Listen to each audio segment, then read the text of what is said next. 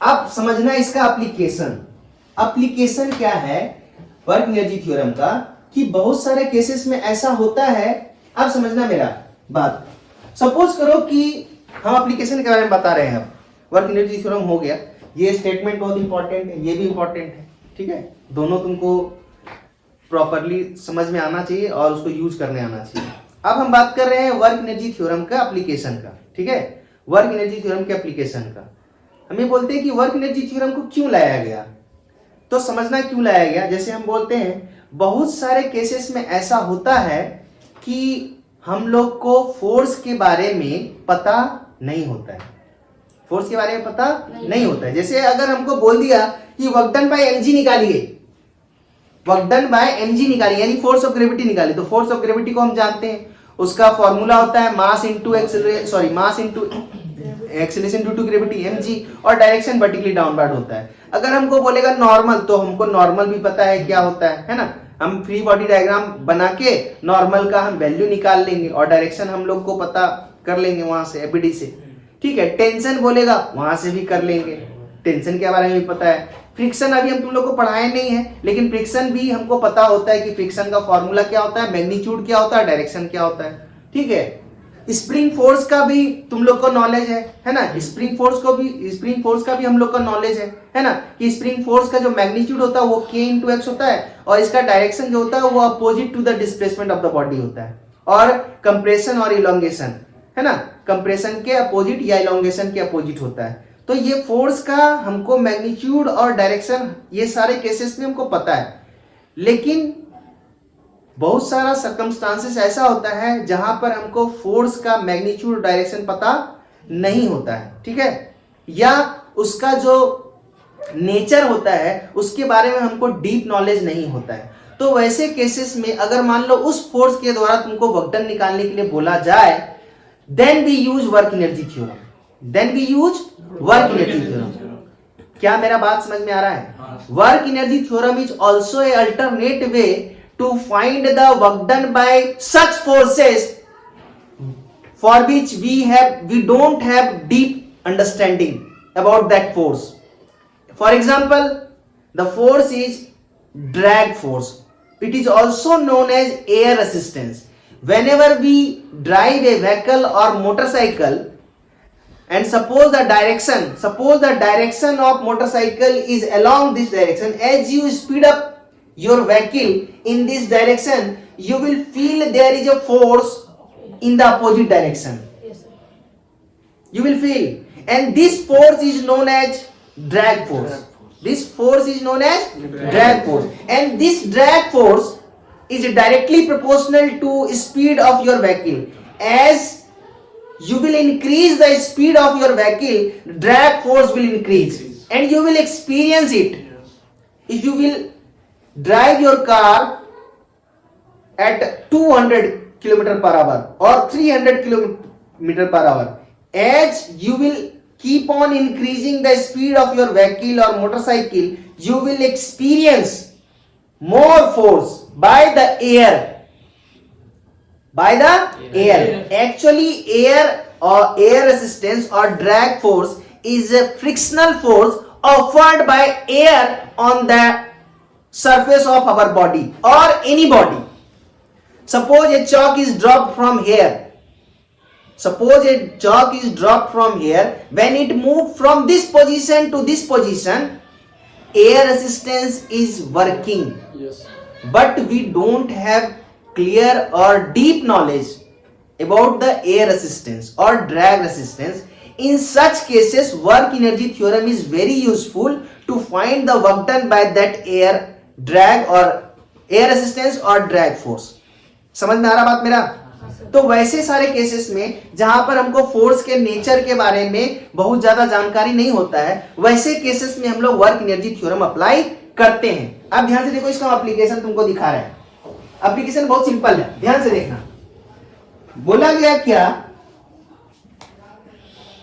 कि एक पार्टिकल है जिसका मास सपोज करो 2 kg है, ठीक है, और ये ग्राउंड था, ये ग्राउंड है, ठीक है, और ये हाइट जो है मान लो 10 मीटर का है, ठीक। और ये पोजीशन ए है, यहां पर ये रिलीज फ्रॉम रेस्ट, इसको क्या किया गया, रिलीज किया गया from rest, release from rest, rest से इसको रिलीज किया गया। मतलब इसका यहां पर इनिशियल वेलोसिटी क्या था, 0 था। और जब इसको रिलीज किया गया तो ये फाइनली जो है बी पोजीशन पे जब पहुंचा, बी पोजीशन पे जब पहुंचा, बी पोजीशन पे पहुंचा, ठीक है। तो हमको पूछ रहा है what is the work done, और सपोज करो कि ये हाइट जो है अब जो है वो 5 मीटर का है। कितना मीटर का है, 5 मीटर का है। तो जब ये बी पोजीशन पे ये पहुंचा तो हमसे पूछा गया find the work done, find work done by drag force और एयर रेसिस्टेंस, एयर रेसिस्टेंस।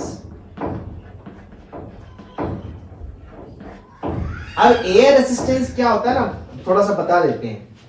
जैसे यहां पर, जैसे यहां से ड्रॉप करेंगे हम, थोड़ा सा नीचे आएगा, ड्रैग रेसिस्टेंस यानी एयर रेसिस्टेंस काम करना चालू कर देगा।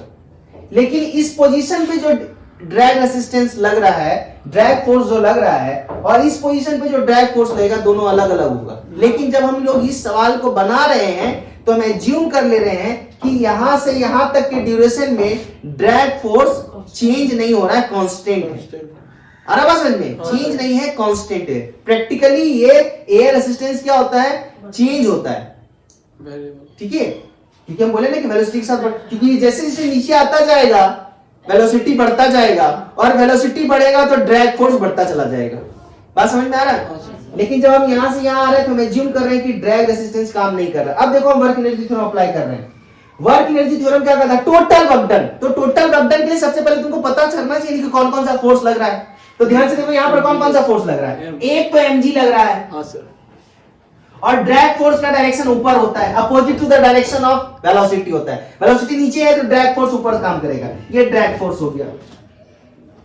अब ड्रैग फोर्स का मैग्नीट्यूड हर जगह अलग अलग है, इसीलिए हम ड्रैग फोर्स के कारण डायरेक्ट वर्क डन निकाल नहीं सकते। इसीलिए बोले बहुत सारा सर्कमस्टांसेस ऐसा आता है कि उस सिचुएशन में हमको उस फोर्स के बारे में बहुत ज्यादा नॉलेज नहीं होता है। तो वैसे केसेस में हम लोग उस फोर्स के द्वारा वर्क डन निकालने के लिए वर्क एनर्जी थ्योरम का इस्तेमाल करते हैं। This is the best application of work energy theorem.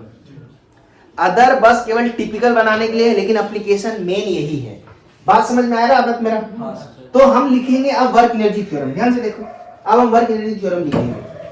तो चलो देखो ध्यान से।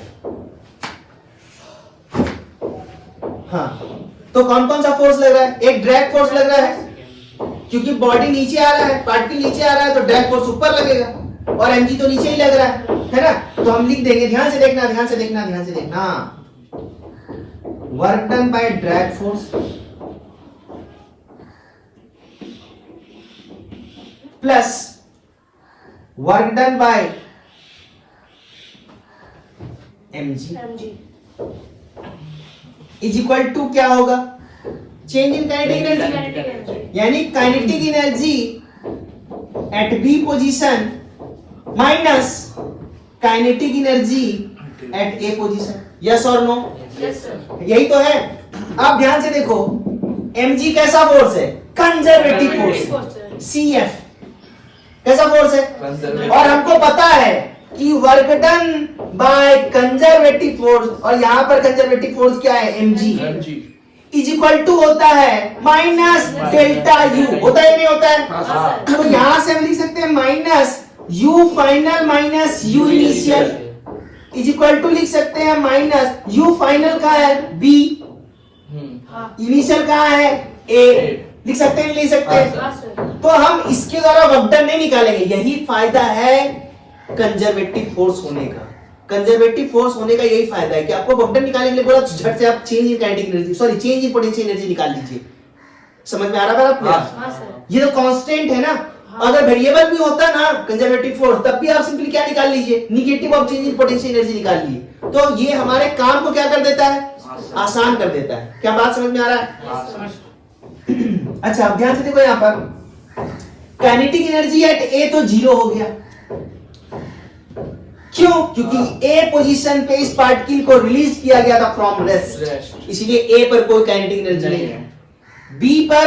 बी पर मान लो कि तुमको स्पीड दे दिया है, बी पर वैसे अगर नहीं दिया है तब भी तुम निकाल सकते हो। अब देखो कैसे, याद है काइनेमेटिक्स जो पढ़ा हो उसी को याद है। याद है हम बोले थे कि जैसे मान लो कि एक बॉल को हम यहां से गिरा रहे हैं एच हाइट से हम ड्रॉप कर रहे हैं, तो ये जस्ट ग्राउंड को जब टच करने वाला होगा उस समय जो स्पीड होता है इसका वो होता है v बराबर √2gh। अरे होता है। तो यहां पर इसका स्पीड हो, यहां पर जो स्पीड होगा वो हो जाएगा v √2gh, √2gh। अब देखो h कितना है यहां से यहां तक 5 मीटर है ना, तो v का वैल्यू कितना हो जाएगा, v का वैल्यू हो जाएगा √2 इंटू 10 और h का वैल्यू कितना आया 5। तो 5 दूनी 10 यानी कितना हो गया स्पीड 10 मीटर पर सेकेंड। तो v पर हम स्पीड निकालिए 10 मीटर पर सेकेंड, ठीक है। तो काइनेटिक एनर्जी एट b, और देखो वर्क डन बाय mg तो ये वाला लिख देंगे है ना। अब हम लिख रहे हैं work done by drag is equal to, लिखेंगे इसको उधर ले जाते हैं, इसके बदला हम ये वाला चीज लिख रहे हैं minus U B potential energy at B minus potential energy at A is equal to kinetic energy at B क्या हो जाएगा, मेरा कितना आ गया 10 आ गया।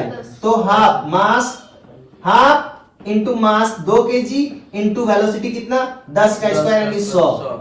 सो दिस इज इक्वल टू 100। तो work done by drag force क्या आ गया इज इक्वल टू क्या हो जाएगा, ये तो 2 कट गया, ये हो गया 100 plus U B minus U A. आप देखो बी पर पोटेंशियल एनर्जी कितना है, तो हम यहाँ पर रेफरेंस लेवल मान ली, यहाँ पर क्या मान लिया डॉटम लेवल मान लिए, तो यहाँ पर पोटेंशियल एनर्जी कितना होगा mgh। तो ये हो गया 100 plus U B mgh, m का वैल्यू है 2, g का वैल्यू 10 और h का वैल्यू है 5 माइनस वहां पर पोटेंशियल एनर्जी कितना है तो mgh, m का वैल्यू है 2, g का वैल्यू है 10 और h का वैल्यू है 10। तो ये हो गया 100 200 और ये हो गया 100 है ना। तो दिस इज इक्वल टू क्या हो गया 0। तो work done by drag force क्या आ गया 0 आ गया। 20 200 और ये 100 वर्क डन क्या आया 0 आ गया।